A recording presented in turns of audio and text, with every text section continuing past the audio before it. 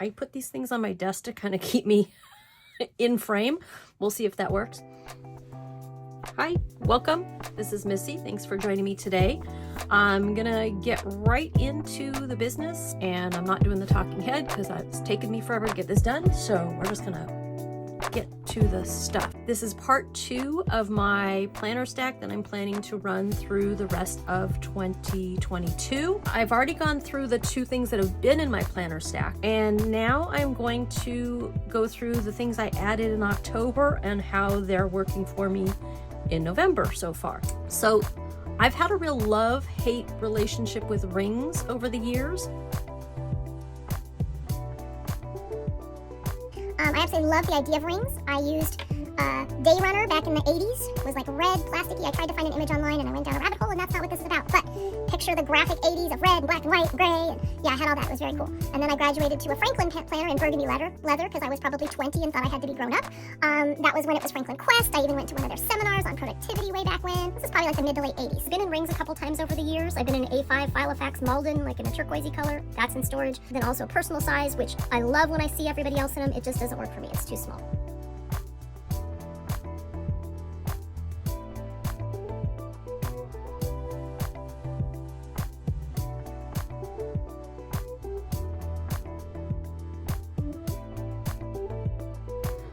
So the sections I've got in here, and I'm not going to go into the sections in detail as of yet, but, and you can see I'm not a deco person. I'd love to get some stuff in there, but that's just not what we're about right now. So I've got finances, food, which is really meal planning for now, but I've got some other ideas of what to go in there. My stuff for the channel. I've got my tree got twisted there. System, that's where I'm reflecting on my planning, what's going on. Goals, it's mostly HB90 stuff, and I'm going to talk more about what I've got going on in goals and by category. But goals, I've tried HB90 a couple times over 21, 22, and recently it started to really work for me. So I want to go through that because kind of like most things, I've tweaked it a little bit to fit me. But that's working out really well to have that in the rings. It's one of the reasons I went to the A5. And then by category, I will go through, this is kind of, the HB90 goals are just a few goals, just like Full Focus Planner says only have a few goals, but I need to be looking at all my areas. So I kind of made a Moxie Life-esque sheet for me. I like Moxie Life system also. I love all the systems. They're all great. I love all the people with the systems. They're all great. The colors just didn't work for me, and the categories just didn't work for me. Again, I spent more time worrying about the colors and the categories and what goes in what category. So I've worked on these, and they're still not perfect. Some of these categories even have a few things housed underneath them. Like, I can really consider my planning system separate from these other things. In home, we're going to be embarking on some renovation. I consider that separate from organization, separate from upkeep. And this is a few things thrown in. But at least this way it fits on a page. Now my habits are out the window this month, but I kind of was working on more. Does this form work? Is there enough room? And I like this. So I liked it when I was in Moxie Life, but this just works a lot better than me. And then I'm reflecting at the end of each week, habits out the window. That's what I've got in my rings.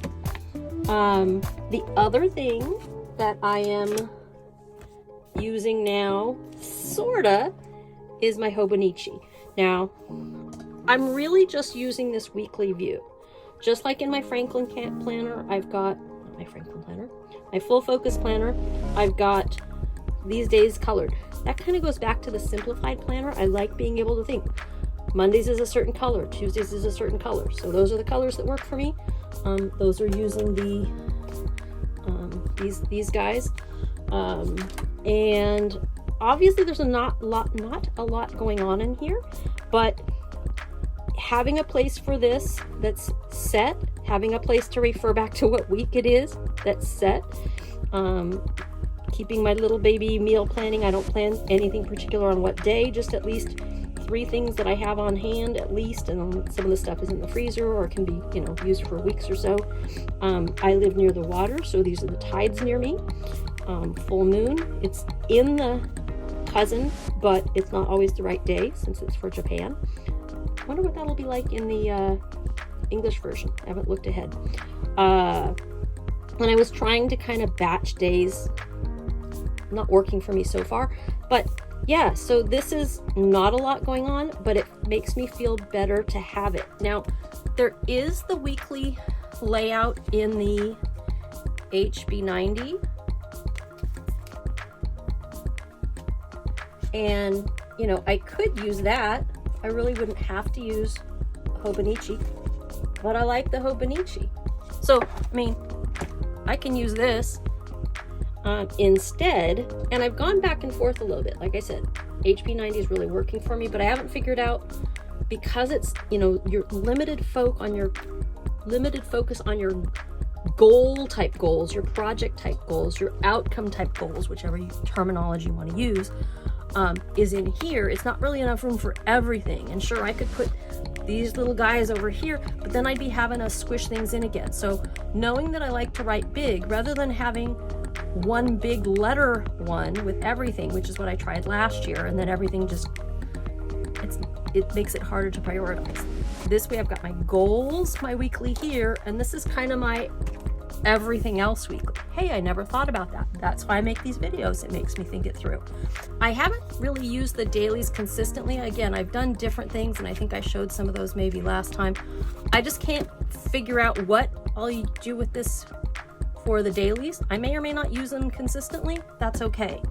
The monthlies, what I'd like to do is the win for the day, or the, you know, one memory for the day, not like cute memory keeping, just, you know, something that happened that was good, or something that I've seen around outside, like the flicker that's been tormenting my poor little Parker dog.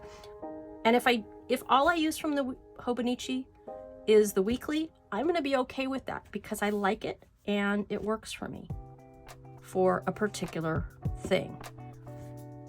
Those are the two things that I added in October that I'm pretty sure I'll stick with in 2023. And then the other things I'm still using are these guys.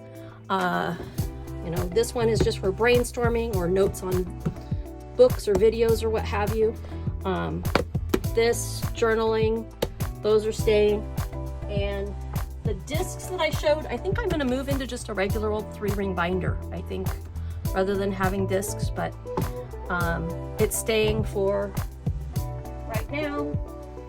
Staying for right now, you don't need to see it.